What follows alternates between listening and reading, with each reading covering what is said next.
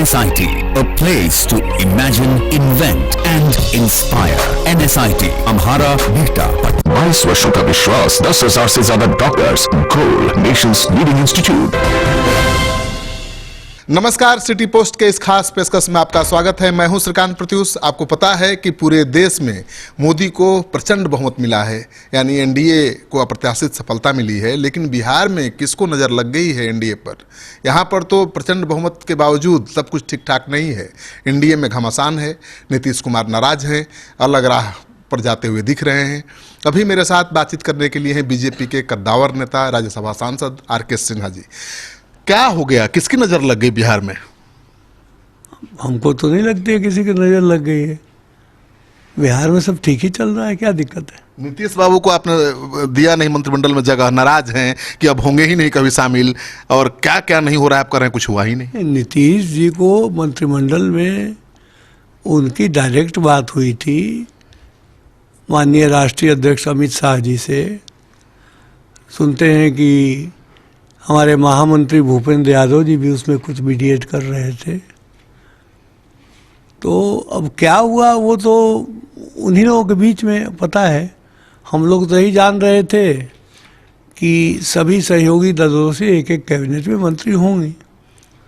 तो सांकेतिक भागीदारी तो चाहिए नहीं नीतीश कुमार को। वो कह रहे हैं कि आपके 17 एमपी जीते, 5 मंत्री हैं, हमारे 16 जीते, तो हमारा एक कैसे होगा भागीदारी? हमारा भी तो कम से कम 4-5 होना चाहिए। नहीं, वो 16-17 की बात नहीं है ना, बात तो पूरे 353 की है। यहाँ वो बिहार के संदर्भ में वो बात नहीं है ना, बात तो पूरे देश के संदर्भ में है। और देश के संदर्भ में तो भाजपा को अपने बलबूते ही पूर्ण बहुमत था। तो हम तो एनडीए के सभी भागीदारों को शामिल करके उनको सम्मान देना चाहते थे, और ये तय हुआ था आपस में। उसमें शिवसेना का भी यही कहना था कि एक एक ही रखा जाए, चाहे वो 2 हों या 18 हों, उससे कोई फ़र्क नहीं होना चाहिए। एक एक कैबिनेट पद दिया जाए, क्योंकि बहुत ज़्यादा तो देंगे तो फिर मुश्किल हो जाएगी। नीतीश जी तो नाराज है ना भाई, तो नाराजगी जाहिर कर चुके हैं। और जीतन राम मांझी अब उनसे मिलने लगे हैं, लालू यादव संदेशा भेजने लगे हैं कि आप चिंता मत करिए, हम आपके साथ हैं। आप कह रहे हैं कुछ हो ही नहीं रहा है, आप नजरअंदाज कर रहे हैं। मैं आया हूँ, मैं भी नीतीश जी को जाऊँगा बधाई देने के लिए, क्या दिक्कत है आपको? आप लोग नीतीश कुमार को नजरअंदाज क्यों कर रहे हैं? कहाँ नजरअंदाज कर रहे हैं?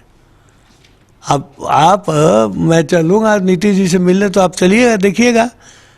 नजरअंदाज कहाँ कर रहे हैं? पुराने हमारे सब लोग हैं। माइनस नीतीश बिहार में कोई फ्यूचर है बीजेपी का? देखिए, ऐसा है, इस तरह के सवाल मत दागिए आप।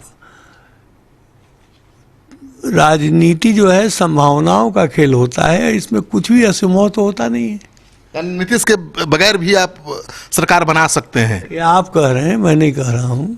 संभावनाओं का खेल होता है, तो वही मैं कह रहा हूँ। तो संभावना तलाश रहे हैं। नहीं, वो ठीक है, हर आदमी स्वतंत्र होता है ना। आपको परवाह नहीं है कि आपका साथी चला जाएगा? नहीं जाएगा भाई। आप लोग क्यों चिंतित हो रहे हैं बिना मतलब के? देखिए, एक बात मैं बता रहा हूँ, बहुत सारे लोग बकांड प्रत्याशा में हैं। मैं वो बकांड प्रत्याशा क्या होती है उसका व्याख्या मैं नहीं करूँगा, आप लोग जानते होंगे, लेकिन वो उससे सफल नहीं होंगे। गिरिराज सिंह ने हमला बोल दिया, बोला कि आप बहुत इफ्तार पार्टी करते हैं, टोपी पहनते हैं, जरा रामनवमी में जाकर फलाहार कराइए। नहीं, गिरिराज सिंह ने हमला नहीं बोला। गिरिराज सिंह ने कहा कि ये बहुत अच्छा फोटो है, अच्छा लग रहा है, लेकिन ऐसा ही रामनवमी में भी फलाहार में होना चाहिए। और ये मैं नहीं समझता हूँ कि उन्होंने कोई गलत बात बोली है। ये तो तंज है ना कि नीतीश कुमार हिंदू कार्यक्रम में नहीं जाते हैं। नहीं जाते हैं, बिल्कुल जाते हैं। हमारे मंदिर में वो 3 बार गए, 4 बार। फिर नसीहत देने की क्या जरूरत थी? नसीहत नहीं दिया। देखिए, ट्विटर पे कम शब्दों में अपनी भावनाओं को अभिव्यक्त करना होता है, और हर एक व्यक्ति का अपना अपना लिखने का ढंग होता है। मैं भी ट्विटर पे लिखता हूँ, हमारे भी फॉलोअर्स हैं। आप भी इस तरह का सलाह देंगे नीतीश कुमार को कि इफ्तार पार्टी कम करिए, थोड़ा रामनवमी ज्यादा मनाइए? के लिए सलाह देंगे। आज मैं भी इफ्तार पार्टी में, आज इसके ईद की पार्टी में मैं आज था वहाँ शाहनवाज हुसैन के यहाँ। जेडीयू ने हमला किया है सर, आप भले गंभीरता से मत लीजिए। जेडीयू ने कहा है कि मंदिर वहीं बनाएंगे, तारीख नहीं बताएंगे, कब तक धोखा दीजिएगा। नहीं, ऐसा नहीं, मंदिर वहीं बनाएंगे, तारीख नहीं बताएंगे। नहीं, तारीख नहीं बताएंगे, वो तो सुप्रीम कोर्ट पे है ना तारीख बताना। हम तो सरकार अपनी तरफ से पक्ष रख रही है। तो जेडीयू कह रही है कि आप छल रहे हैं लोगों को।